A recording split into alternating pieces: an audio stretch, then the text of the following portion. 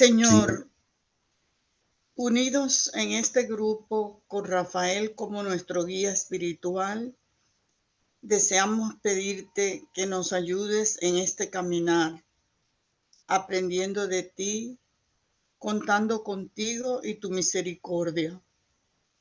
Somos las obras de tus manos y por favor no nos abandones, que estés siempre junto a nosotros, nos ayudes, nos ames y que nosotros seamos capaces de quererte siempre con el amor de hijos. Ayúdanos, Señor, en este caminar. Te lo pedimos, Señor.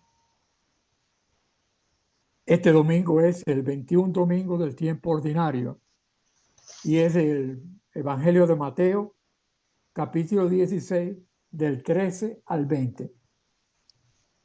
En aquel tiempo, cuando llegó Jesús a la región de Cesarea de Filipo, hizo esta pregunta a sus discípulos: ¿quién dice la gente que es el Hijo del Hombre? Ellos le respondieron: unos dicen que eres Juan el Bautista, otros que Elías, otros que Jeremías o alguno de los profetas.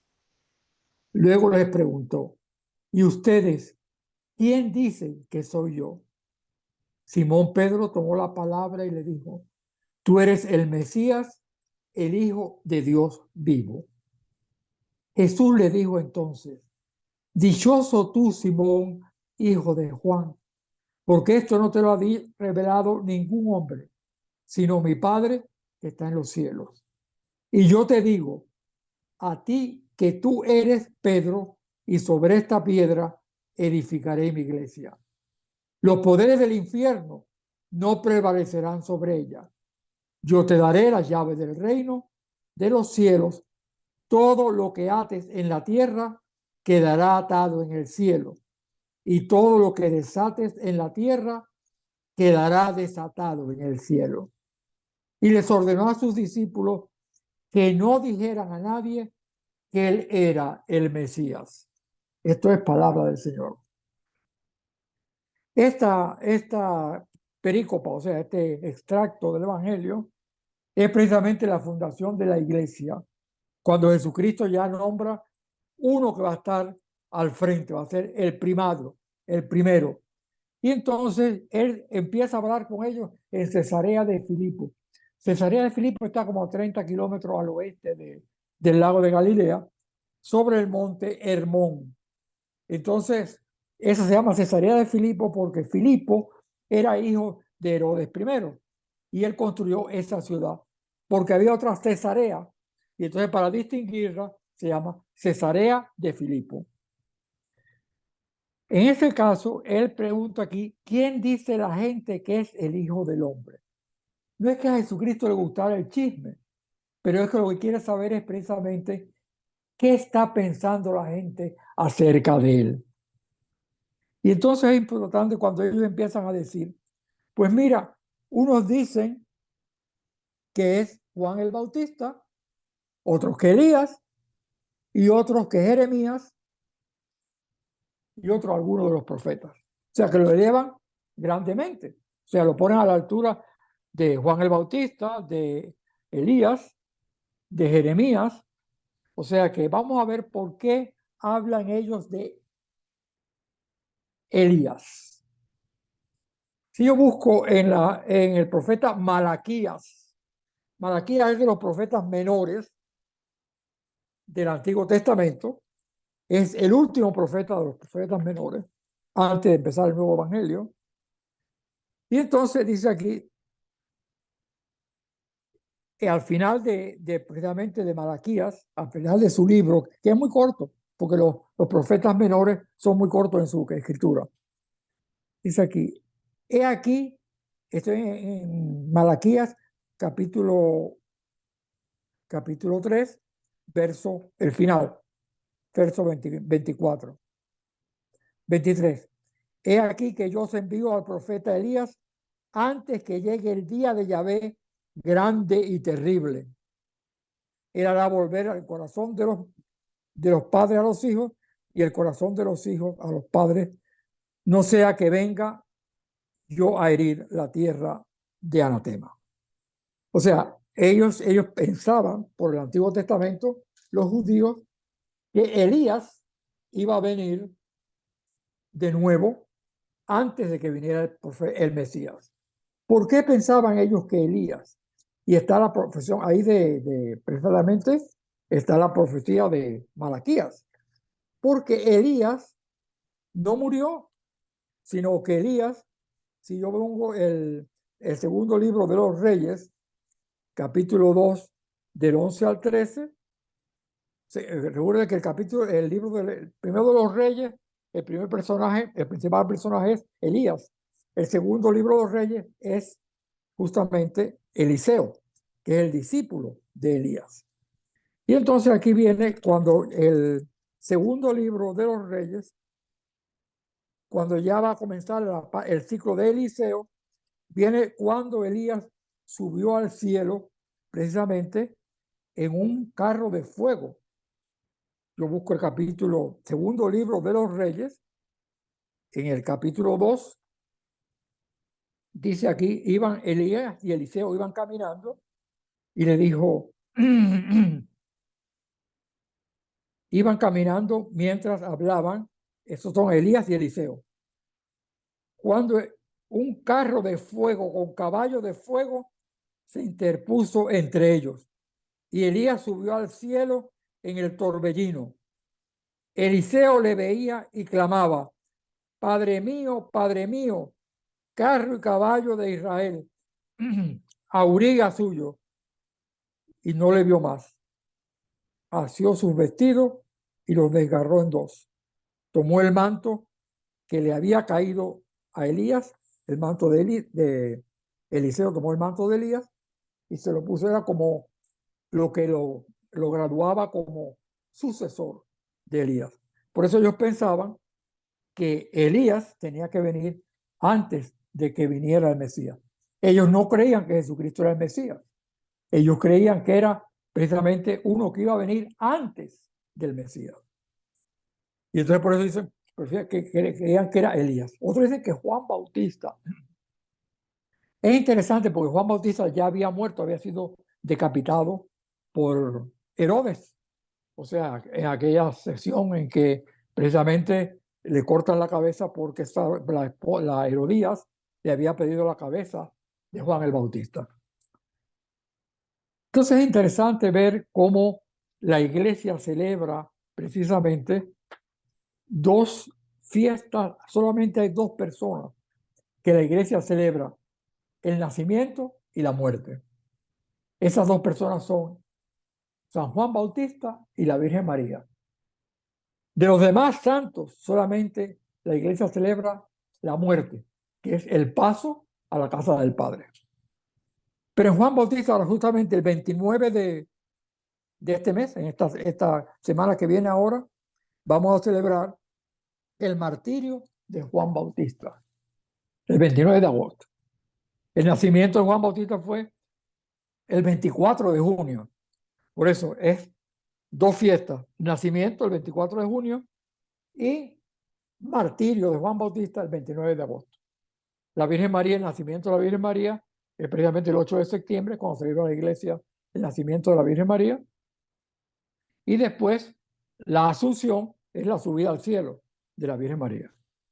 O sea, solamente esas dos personas se celebran esas dos festividades, muerte, nacimiento y muerte. Y por eso yo pensaba que precisamente que Juan Bautista podría ser ese que había resucitado, pensaban ellos.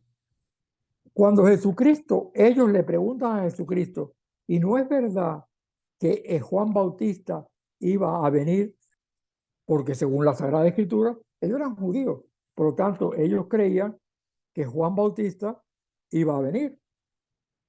Y entonces, buscamos aquí cuando Jesucristo les aclara a ellos precisamente.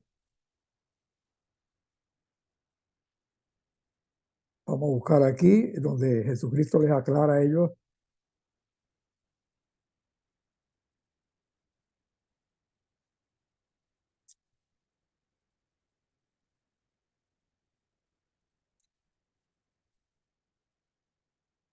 en Mateo 11, del 7 al 14.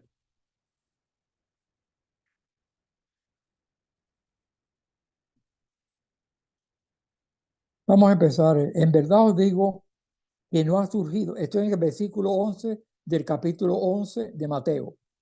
En verdad os digo que no ha surgido entre los nacidos de mujer uno mayor que Juan el Bautista. Sin embargo, el más pequeño del reino de los cielos es mayor que él. Desde los días de Juan el Bautista hasta ahora, el reino de los cielos sufre violencia y los violentos lo arrebatan. Pues todos los profetas, lo mismo que la ley, hasta Juan, profetizaron. Y si queréis admitirlo, él es Elías, el que iba a venir. El que tenga oídos, que oiga. O sea, que les aclara. Ellos le preguntan precisamente porque la profecía que había, ¿no? Que podía ser Juan Bautista, pero él dice, no, Juan Bautista no es Elías. Él es Elías, realmente. Él es el precursor del Mesías. Y entonces le dice precisamente, con aquí la declaración de Pedro en el Evangelio que hemos leído hoy, tú eres el Mesías, el Hijo de Dios vivo. Entonces, lógicamente, ahí se hace la declaración de que es precisamente el Hijo de Dios vivo, el Mesías. Es una cosa interesante porque ya Natanael había dicho, tú eres el Hijo de Dios. ¿Se acuerdan cuando Felipe le dice a Natanael, ese que está allí es el verbo, el que iba a venir? Y entonces Natanael es de Nazaret. Y dice, pero de Nazaret puede salir algo bueno. Nazaret es parte de Galilea. Era una tierra de gente mezclada que no tenía una autenticidad como judíos. Y entonces cuando se acerca, el Señor le dice, desde que te vi debajo del árbol, ya te conocí. Y entonces precisamente Natanael le dice a él, verdaderamente, tú eres el Hijo de Dios, el Mesías. Precisamente Natanael es, en los sinópticos, es Bartolomé. Solamente se da Natanael en el Evangelio de Juan. Pero para los sinópticos es Bartolomé. Precisamente la fiesta de San Bartolomé fue en esta semana que pasó, el día 24. O sea que hemos visto cómo él entonces les va diciendo precisamente lo que había. O sea que ni él era precisamente el Hijo de Dios, lo que Pedro había dicho. Y por eso él le dice precisamente en el Evangelio, tú eres el Hijo, tú eres el Mesías, el Hijo de Dios vivo. Y él entonces le responde, bienaventurado eres Pedro, porque esto no te lo ha dicho ningún hombre, sino que solamente viene de revelación divina. O sea que solamente Pedro pudo conocer eso porque Dios se lo había revelado. Y entonces le dice, yo te daré, precisamente aquí, que tú eres Pedro, le cambia el nombre. Él se llamaba Cefas. Y entonces precisamente hijo de Juan, de Jonás. Simón Pedro. Y entonces le llama ahora Piedra. Nadie se llamaba Piedra. O sea que eso es un nombre que le agrega a Jesucristo para indicar que Él va a ser la piedra angular en la que se va a edificar la iglesia. O sea, va a ser la base sobre la que se va a construir la iglesia. O sea que no es precisamente, y eso hay que tenerlo muy claro, sobre él se va a construir, pero el centro de esa iglesia es él mismo, Jesucristo. O sea, iglesia, ¿qué quiere decir? Es un nombre del que viene del griego que se llama eclesía. Eclesía quiere decir asamblea. O sea, que la asamblea es precisamente la base de la iglesia. La iglesia se llama iglesia a la casa de la asamblea y por antonomasia se llama iglesia a los edificios. Pero iglesia es precisamente el conjunto de los que siguen al Mesías, la asamblea del pueblo de Dios. Esa es la iglesia. O sea que donde dos o tres estén reunidos en mi nombre, allí estoy yo en medio de ellos. Aunque no haya ningún edificio que se llame iglesia, pero Él está donde hay asamblea, donde hay reunión en el nombre de Él. Esto es muy claro. O sea, ese es precisamente el nombre de eclesía. Y dice aquí que tú eres Pedro y sobre esta piedra edificaré mi iglesia. Mi iglesia, no mis iglesias, solamente una sola iglesia. No dice mis iglesias, sino mi iglesia. Y entonces, lógicamente, por eso es que nosotros decimos, ¿tú sabes cuántas denominaciones cristianas hay en los Estados Unidos? Solamente hay en los Estados Unidos 45,000 denominaciones cristianas. Pero la Iglesia Católica, la iglesia esta, que es la que se fundó desde el principio, está en los Hechos de los Apóstoles, es precisamente la iglesia de Jesucristo, que es la única iglesia, con todas sus debilidades, con todos sus errores que ha cometido, pero es precisamente la iglesia de Cristo. Por eso cuando a mí me dicen, yo estaba hablando con un hermano separado de esto, y me pregunta él, yo le digo, no, yo soy cristiano. Pues claro, primero que nada, yo soy cristiano, porque yo sigo a Cristo. O sea, mi nombre es cristiano, mi apellido es católico, pero mi nombre es cristiano. Y entonces me pregunta, ¿y qué denominación tú eres? Y le digo, no, yo soy católico. Y bueno, como diciendo, bueno, pero pero yo el nombre de cristiano no me lo dejo quitar, porque en Hechos de los Apóstoles, cuando Pablo está junto con Bernabé en Antioquía, que están predicando, dice, en Antioquía, y esto en Hechos de los Apóstoles, capítulo 11, verso 24, en cuanto le encontró, le llevó a Antioquía. Este es Bernabé, encontró a Pablo. Estuvieron juntos durante un año entero en la iglesia, quiere decir, en la asamblea de aquellos que estaban allí. Y adoctrinaron a una gran muchedumbre. En Antioquía, y guarden ese versículo, 11, Hechos de los Apóstoles 11:26, fue donde por primera vez los discípulos recibieron el nombre de cristianos. Por lo tanto, ese nombre yo no me lo dejo quitar por nadie. Yo antes que nada soy cristiano, porque ese nombre lo tengo yo desde hace 20 siglos, que aquí están Hechos de los Apóstoles. Esa era la única iglesia que había en ese momento. No había las 45,000 denominaciones, solamente era eso. Y ese grupo que estaba en Antioquía, la gente de Antioquía fue la que le da el nombre de cristiano. ¿Por qué? Porque seguían a Cristo. O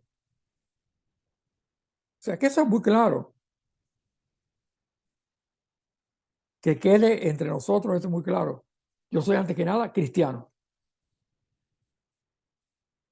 Dice aquí, edificar mi iglesia y los poderes del infierno no prevalecerán sobre ella.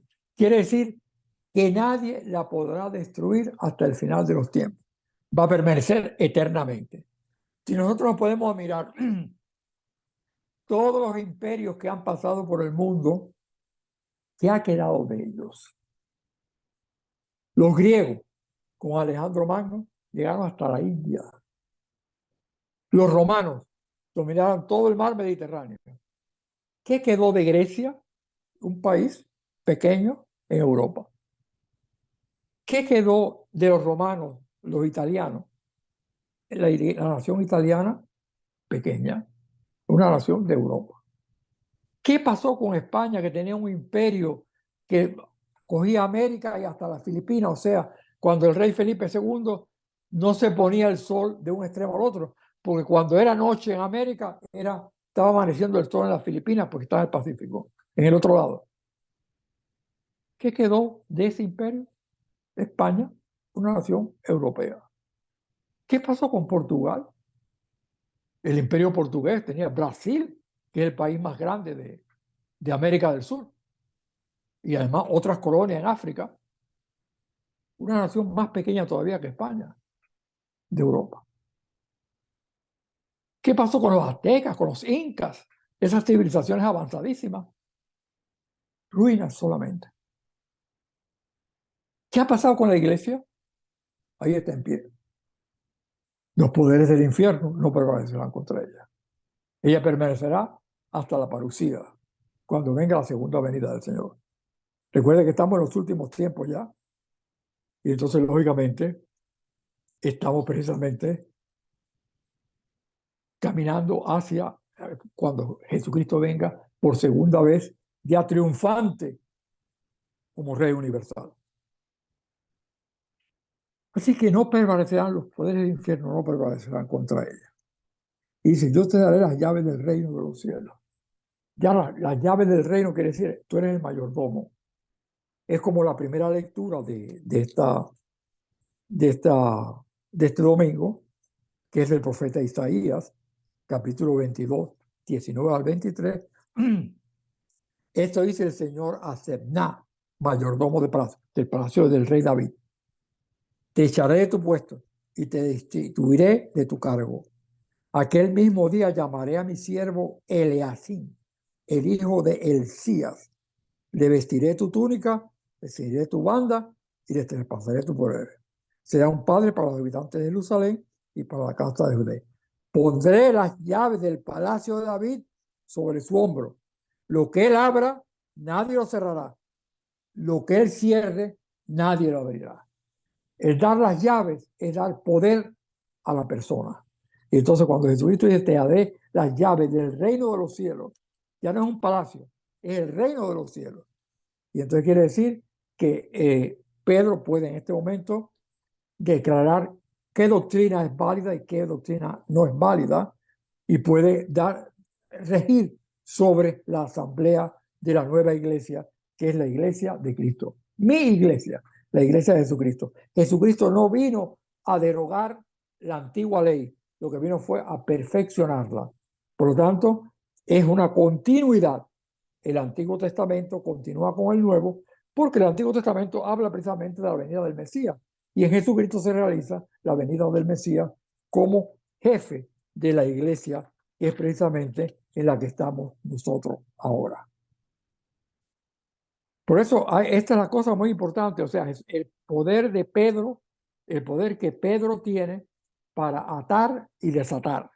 O sea, que puede decir qué es lo que está correcto, qué es lo que está incorrecto. Tiene poder y ese poder se transmite. Por eso, ya en la Iglesia Católica ha habido 200, yo creo que este Papa es el número, si no me equivoco, es el 270 o cercano al 270. O sea que desde Pedro para acá siempre ha habido uno que ha venido sustituyéndolo, a pesar de que los primeros papas todos fueron mártires, porque los romanos los cogían presos y los mataban. Pero se transmitía el poder. O sea, siempre quedaba uno en su lugar y la iglesia por eso ha permanecido a través de todo. Y los poderes del infierno, hablando de los poderes terrenales, o sea, los emperadores romanos, no pudieron hasta que llega Constantino en el siglo IV, en el 315, que es cuando se hace el concilio de Milán, que da la autoridad para que los cristianos puedan ejercer libremente su doctrina. Precisamente la madre de Constantino es la que se convierte en Santa Elena, que es una santa del cristianismo. O sea, que ese es el curso de la historia. Como lo hemos visto, que aunque trataron de destruirla, no pudieron destruirla, sino que permanece hasta el final de los tiempos. Y les ordenó a sus discípulos que no dijeran a nadie que él era el Mesías. ¿Por qué? Porque no era el momento de revelar que él era el Mesías. ¿Sí?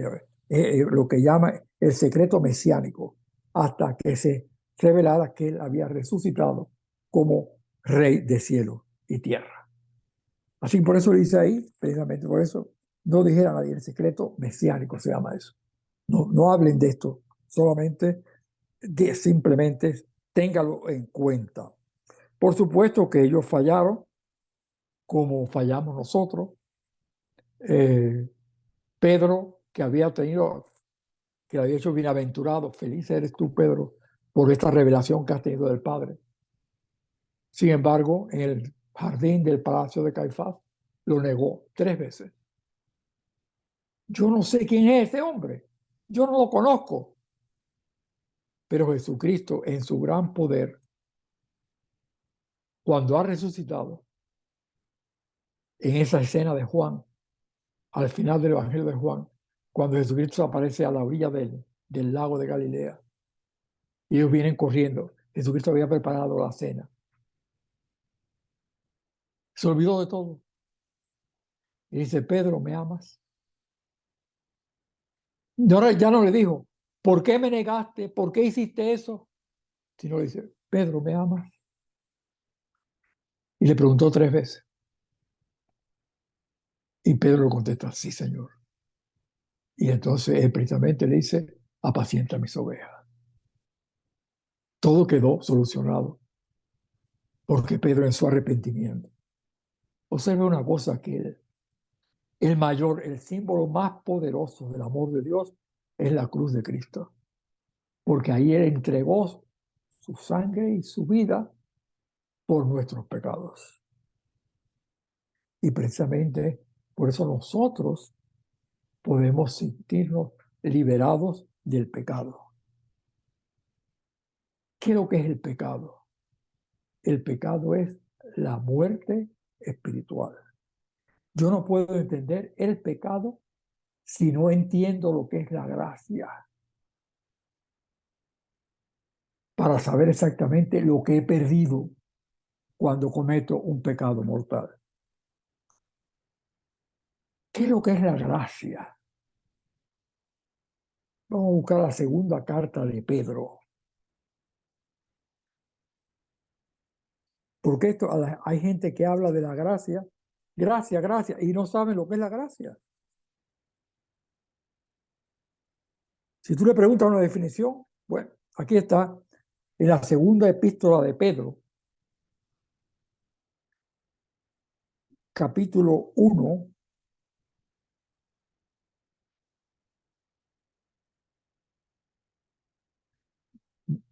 verso 4.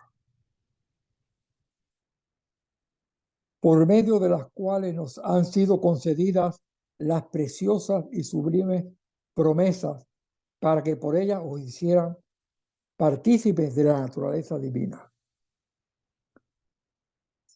huyendo de la corrupción que hay en el mundo por la concupiscencia. Partícipes de la naturaleza divina. Por eso es que yo participo de la vida trinitaria cuando estoy libre de pecado, cuando yo estoy en gracia, que se llama. La gracia es que yo estoy participando de la vida divina de Jesucristo. ¿Por qué se llama gracia santificante? Porque una de las características de Jesucristo es que Él es el santo de los santos. Y al yo participar de la gracia, de la naturaleza divina, estoy participando de su santidad. Por eso es que yo digo, cuando yo estoy libre de pecado, yo estoy en gracia santificante. Esa es. Cuando yo me doy cuenta de que al yo tener la gracia santificante por el pecado la pierdo, yo tengo que saber exactamente. Si no sé lo que es la gracia santificante, no me doy cuenta de lo que he perdido. Porque precisamente con el pecado mortal, precisamente es la muerte. O sea, la muerte espiritual. Precisamente pierdo la gracia santificante. Y entonces me doy cuenta de la gravedad del pecado. Hasta ese momento, a lo mejor no me había dado cuenta, pero me priva precisamente de esa participación. Por eso es que yo puedo llamar al Padre, a Dios Padre, Padre. ¿Por qué? Porque estoy participando de la gracia, que participo de la naturaleza divina, participo de la vida trinitaria. Y por eso lo puedo llamar a Dios Padre, Padre, porque me ha adoptado a mí por medio de la liberación del pecado. Esto es importantísimo. O sea, por ejemplo, si yo veo ahora el pecado original, porque otra de las cosas que nos dicen es, pero ¿cómo tú vas a bautizar a un niño que no sabe precisamente lo que es el pecado ni sabe lo que está recibiendo. Mira, una de las cosas importantes es el pecado original es hereditario. O sea, precisamente yo no lo contraje. Se me puso encima por herencia, pero esto no se pidió mi consentimiento. Por eso Dios puede quitarlo sin mi consentimiento personal. O sea, por eso es que yo puedo bautizar a un bebé y entonces te dicen otra gente, no, hay que esperar que tenga de mayoría de edad para que sepa lo que está recibiendo. No, es que yo puedo, por el bautismo, ser liberado del pecado original sin mi consentimiento, porque yo no consentí en cometer ese pecado. Ese pecado fue hereditario. Otros lo cometieron, que fue Adán y Eva. Y entonces pasó a la humanidad. Pero precisamente por eso es que Dios lo puede quitar sin mi consentimiento. Ahora, el pecado mortal sí no puede ser eliminado sin mi consentimiento. Yo tengo que consentir, reconocer humildemente que he pecado e ir al sacramento de la reconciliación para poder eliminar ese pecado mortal. Y entonces Jesucristo mismo, por las palabras del sacerdote que está diciendo en el sacramento de la reconciliación, me perdona el pecado mortal que he tenido, al cual he confesado, porque he hecho un propósito de la enmienda también de tratar precisamente de no cometer, de apartarme de toda ocasión de pecado para no cometer ese pecado de nuevo. Pero si por casualidad vuelvo a caer, yo vuelvo otra vez, porque lo que no puedo es quedarme en el suelo, sino que tengo que levantarme y volver otra vez y hacer otra vez el acto de arrepentimiento, pedir el perdón a Jesucristo y hacer un propósito de la enmienda. Yo voy a poner todas mis fuerzas por no caer de nuevo en este pecado. O sea, precisamente salir precisamente de esta cadena que tengo. Por eso, una de las cosas importantes es si la ocasión de pecado es que tú puedes estar incluido en un círculo vicioso, o sea, de gente que está precisamente fuera completamente de la iglesia. Y si tú permaneces en ese círculo, cada vez irás a más. Por eso yo le decía a los adictos que están en recuperación, si tú estás en un círculo vicioso en que beben 3 cervezas, te bebes 3 cervezas, terminarás por beberte 6 cervezas. Y después de beber las 6 cervezas, empezarás a usar droga, incluirá la marihuana, la cocaína, etcétera, etcétera. Irás a menos. Por lo tanto, sale del círculo vicioso y entonces entra en el círculo de sanación. ¿Qué es un círculo de sanación? Precisamente el conjunto de cristianos que están tratando de vivir la doctrina precisamente que Cristo nos dejó. O sea, la Eucaristía es un círculo de sanación.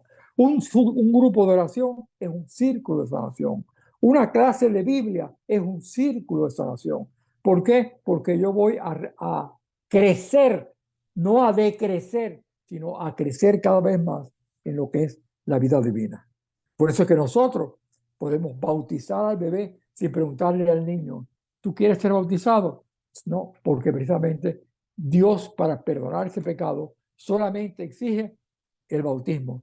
Yo te bautizo en nombre del Padre, del Hijo y del Espíritu Santo. O sea, y ya has salido a una nueva vida, has renacido, has nacido de nuevo. Y entonces, lógicamente, ya estás precisamente en comunión directa con el Padre. Y entonces, o sea, estás participando de la vida trinitaria. Quiere decir, ya no estás lejos, estás cerca. Y estás participando de lo que es la misma vida trinitaria. Guarden estas citas, estudienlas después para que puedan, porque es importante conocer estos conceptos que he dado en esta clase. Es importantísimo y que lo tengan claro y que puedan dar testimonio de esas verdades eficientemente. Carlos, yo creo que con esto terminamos esta parte y pasamos al segundo segmento.